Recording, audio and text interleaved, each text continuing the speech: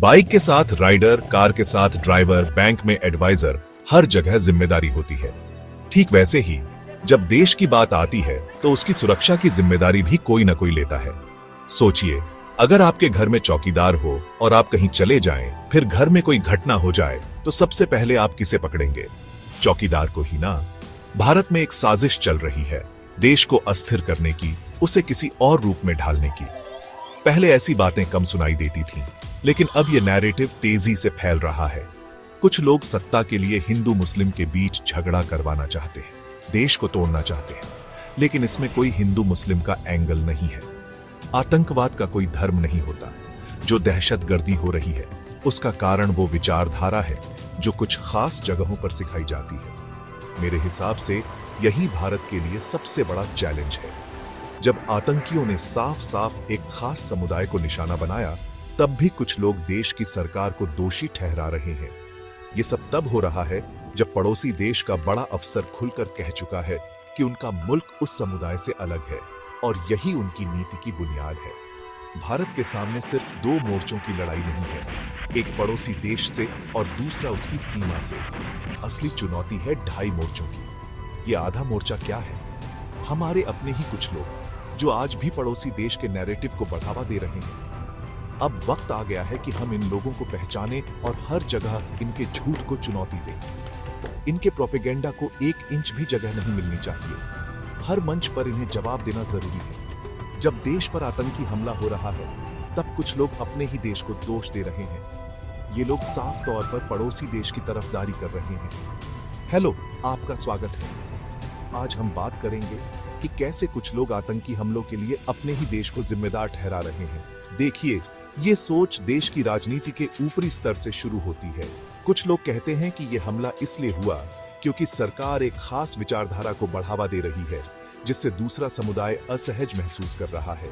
फिर कुछ लोग कहते हैं कि हमें नफरत नहीं, प्यार दिखाना चाहिए। लेकिन जब कई लोग मारे गए, तो वे सबसे पहले सिर्फ एक खास पीड़ित के घर गए। एक नेता तो इसे आतंकी हमला भी नहीं मानते, कहते हैं कि यह बस एक गोलीबारी थी।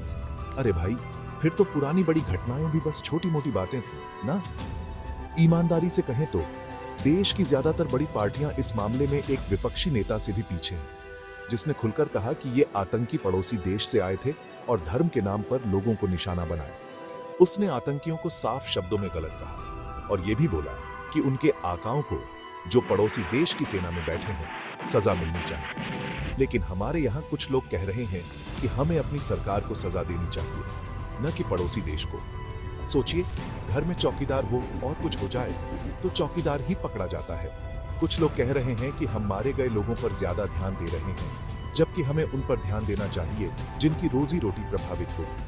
कोई कहता है कि सरकार और मीडिया प्रोपेगेंडा फैला रहे हैं। कोई कहता है कि हम आतंकियों को गलत समझ रहे हैं, शायद वे सिर्फ कुछ और चेक कर रहे थे। कुछ लोग सलाह दे रहे हैं कि इस हमले में धर्म को न लाएं, लेकिन जिन्होंने हमला किया उन्हें भी तो ये समझाना चाहिए था। सोशल मीडिया पर कुछ लोग इस हमले के लिए देश को ही दोष दे रहे हैं। कहते हैं कि हमला तो होगा ही, सरकार की गलती है। ये लोग कहते हैं कि कुछ खास विचार झूठे हैं और हाल के सालों में गढ़े गए हैं। लेकिन इतिहास में कई ऐसे नाम हैं जिन्होंने पहले भी ऐसा किया। जब देश एक धार्मिक रूप से प्रेरित हमले का सामना कर रहा है, तब ये लोग अपने ही देश को दोष दे रहे हैं। ये चाहते हैं कि दुनिया हमारे साथ न खड़ी हो। कोई कहता है कि पड़ोसी देश ने ऐसा किया तो क्या यहाँ भी तो ऐसा होता है। कोई कहता है कि यह हमला सरकार ने ही करवाया। जैसे अगर कोई औरत को निशाना बनाए तो हम समाज की सोच पर बात करते हैं, वैसे ही जब आतंकी धर्म के नाम पर हमला करते हैं तो उस सोच पर बात करनी चाहिए। लेकिन कुछ लोग कहते हैं कि आतंकवाद का कोई धर्म नहीं, और आतंकियों ने खुद कहा कि यह धर्म के लिए किया। जब सरकार ने पानी की संधि रोकी तो कुछ लोग कहने लगे कि पानी का कोई धर्म नहीं। लेकिन क्या हमारे पास इसे रोकने का कोई तरीका है? देश के लिए सबसे बड़ा खतरा घर के अंदर के दुश्मन हैं। जब तक हम अपने दुश्मन को समझेंगे नहीं, न बच पाएंगे, न जीत पाएंगे। पड़ोसी देश की नींव एक खास सोच पर है। वहाँ बच्चों को वही सिखाया जाता है। उनके सपने हमारे सपनों से जुदा है। उन्हें लगता है कि उनका लिबास बदल जाए तो सोच बदल जाएगी, लेकिन उनकी नफरत गहरी है। अगर हमें सच में कुछ करना है तो पहले हकीकत को स्वीकार करना होगा, नहीं तो हर बार हैरान होंगे और भूल जाएंगे। जब तक पड़ोसी देश की सोच को खत्म नहीं किया जाता, ये समस्या रहेगी। अभी हमारा काम सही जानकारी फैलाना और झूठ का जवाब देना है। अब समय है कि देश एकजुट हो। जो भी इस वक्त देश को कमजोर करने की कोशिश कर रहा है, वो पड़ोसी देश की मदद कर रहा है। आपसे पूछता हूँ, क्या ये दोस्ती का वक्त है या जवाब देने का? नीचे अपनी राय बताएं। अगली बार मिलते हैं। स्वस्थ रहें, सुखी रहें।